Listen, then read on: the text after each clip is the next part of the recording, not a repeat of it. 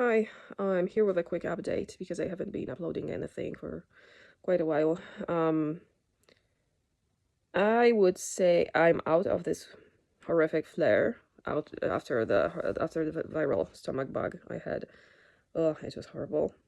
However, the baseline I have now is worsened. I mean, there are a few symptoms that have calmed down entirely or just, are not as bad, but the baseline got worse. Like the neuropathy, I mean the electric, like I told you, like I have this like electric flow, something like a hot electricity shocking exploding in me. This is the neuropathy because it has concentrated in my hands, in my mouth, in my tongue, and those are the places that also experience some kind of a numbness. It feels like it's not like total numbness. It's not like large fiber numbness, I guess. This is like my skin has a film on it. It feels like there is like the tiniest, the thinnest layer of wax on it, and it's not numb, but it's like you can feel it. It's off. Like something is very wrong on your skin, and yeah, this has been happening to me for months now, and it's been getting worse.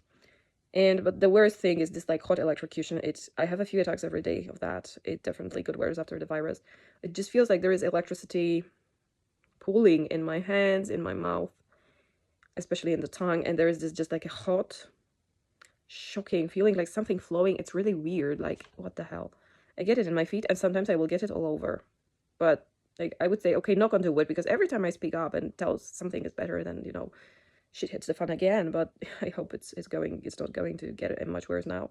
But to be honest, I'm afraid. I'm so scared, about my future, because I'm getting worse. I'm getting worse all the time, and I don't understand why. Like many people get after being floxed, they report that their symptoms have leveled out at one point, that it reaches a certain baseline and then it starts improving, or fully like stabilizing somehow. And for me, it hasn't been the case. I mean, everything I have has come on over time. I wasn't one of those floxies that were fine and then a bomb went off and they had their worst time within a very short frame of time. Like, it wasn't like that for me. For me, it was slow. It started slow, it started small, and then it went full body. And honestly, I don't know how I'll live with this, because it's horrible. Because it's beyond what literature describes small fiber neuropathy as. Like they say, it's like burning skin, burning feet, some electric shocks, some, I don't know, tingling, blah blah blah. And many people actually, like when they have small fiber neuropathy from diabetes or something like this, they aren't as bad off.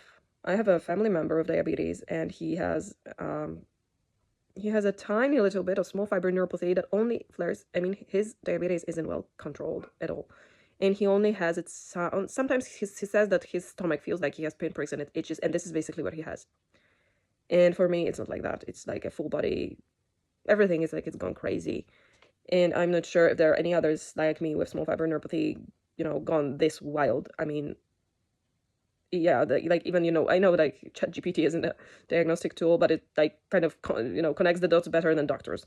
And even when I tell it like, okay, so I have this and that, and it says like this is way beyond like classic small fiber neuropathy. It's something like, it tells me I have to have some it says like maybe channelopathy, like there's something wrong with my ion channels, that maybe they are open all the time and this is why I feel a flow of electricity, or that there is like a huge component of central sensitization that has my it basically means that my brain flipped out because of the pain I have, and all the wrong signals, it just started amplifying everything, and maybe this is what it is.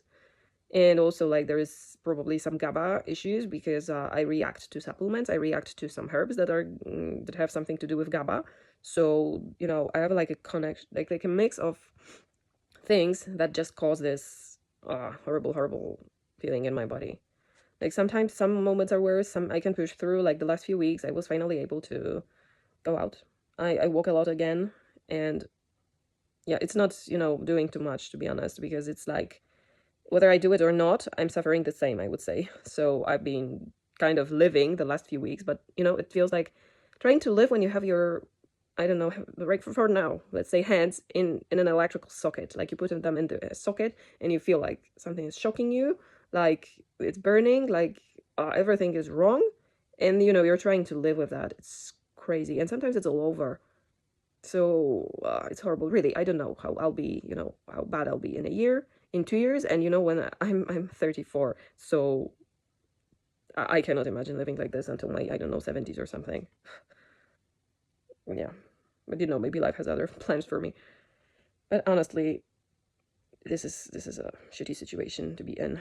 I mean, the neuropathy you cannot treat because the meds you know they are given out to the meds that are given for people who suffer from neuropathy not only have like horrible side effects even in people who aren't as fragile as me, but you know, in me they make everything worse. They give me akathisia. Uh they make the symptoms like explode times 10. Like, what the hell is that? I mean, I haven't touched any of those meds, but it was my experience before, you know. Supplements I cannot tolerate, like even B12 and stuff. And oh my god, it annoys me so much. Like the other day, I keep posting on some groups like small fiber neuropathy and stuff, and I posted in one group and somebody just jumped in with B12 deficiency. This screams B12 deficiency. Oh my god, those people, they think this is a simple B12 deficiency. Like, what the heck? I mean, this is like a very complex injury, and no supplements help. And you know, in my case, like supplements make it worse. So yeah, B12 deficiency. I wish, yeah. And I'm pretty sure that many of you have also been told that, and you know it's not that. You know, if somebody suffers from something, they will try to make everyone believe that this is what you know, the other person has. Like somebody has Lyme disease, and they will jump on everybody who has been floxed with, oh, yo, you probably have Lyme disease, and this is why it's raging because you angered it with Cipro or something. Like, oh. And this is the same like with mold. People will tell you have mold. Uh, med injured people also, like, you know, I always, when somebody jumps in with, okay, so I have neuropathy, I'm, you know, it started out of the blue, I'm labeled idiopathic. Of course I will tell them, you know, you want to check your medical records if you took Cipro or some other antibiotic of that kind, or maybe other neurotoxic med before the onset of symptoms. And you know, some people actually find out this way that they have been floxed or harmed by the med, and sometimes they say, no, I haven't taken, you know, any of those meds in my entire life. And you know, but you know, like making somebody aware and suggesting this might be the case is okay. But you know, this lady and the B12, I mean, this lady that insisted it was B12, like she was like she was sure it was that. Like, oh, like, you know nothing about my life, you know nothing about my med reaction, and she's there telling me I need like B12 injections. Like, what the hell? Yeah, but we know better as floxies, so yeah. Yeah, so yeah, I've been trying to live, to do something, but really, honestly, I don't know how I can do it any longer. I mean, I'm grateful I'm not as bad as I was even a few weeks ago, because every day was torture, and now it's still torture. But like, I would say I went from like a few weeks ago, let's say like from the first half of December, entire January, and most of February were I would say level 7 to 9 as a baseline, and now it's like more 5 or 6 as a baseline. And I get flares that go up to 8 and 9, but it's no longer like, you know, very, very bad. But yeah, still terrible. And really, I don't know what to do with myself. Like, there is no hope here. I mean, my body is not recovering. This is what I know, because it isn't. I tried believing like this would go, this would pass. I tried telling myself, okay, it will pass, it's just a flare.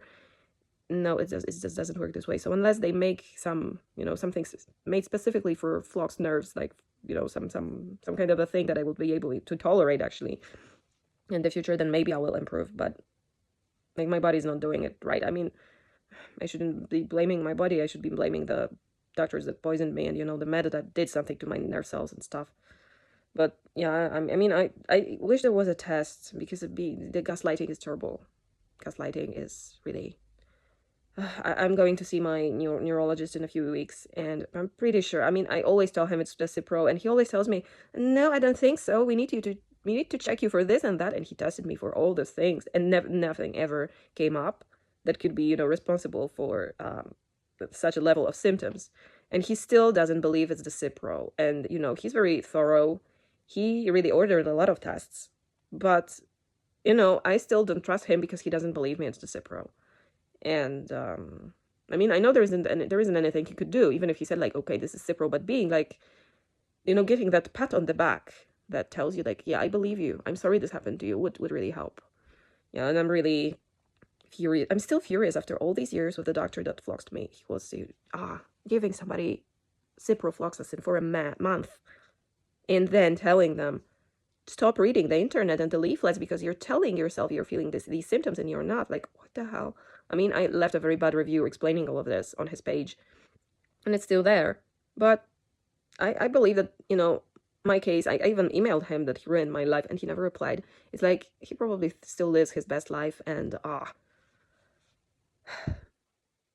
yeah, I haven't forgiven him at all, and you know, because he never apologized to me or anything. So yeah, I'll never forgive him, to be honest. This is insane, and doctors do that. Like, this is insane. There are people who say they confront their doctors and they never admit, like, because it would, you know, it would confirm that they ruined the lives of their patients. Because personally, I would couldn't live with the fact that, you know, I was there supposed to help somebody, and in, you know, instead I turned their life into a horror movie with a med I didn't research. Because, you know, there is, when I was floxed, there was already a black box warning in Poland. There was already this EMA warning issued, and this stupid doctor didn't follow it. And, you know, I hope karma exists, you know. Yeah. Okay, so I'll be wrapping up. Yeah, I hope there will be something better in the future, you know, to help us, to help those badly floxed, because I am one of them. I mean, the neuropathy. I don't know. Also, I don't know how it happened that I have zero tendon issues at this point. I did have them at the beginning, but now I don't have anything. I could like climb a mountain. I could run, I guess. Maybe I would get some pain, but minor. And everything that's, you know, gone wrong in my nervous system, in my body, is my nervous system. It's crazy. It's like the electricity also is all wrong. Like, I feel now like I have these like orbs in my hands, like when you put your hands into a bowl that has this like electricity flowing in it. It feels like the bowl is my hands. Like, there is just electricity flowing in there. Okay. Okay, so I hope I'll come here one day with better news, and you know that there will be actually some treatment for floxies, because this is insane. The suffering is insane.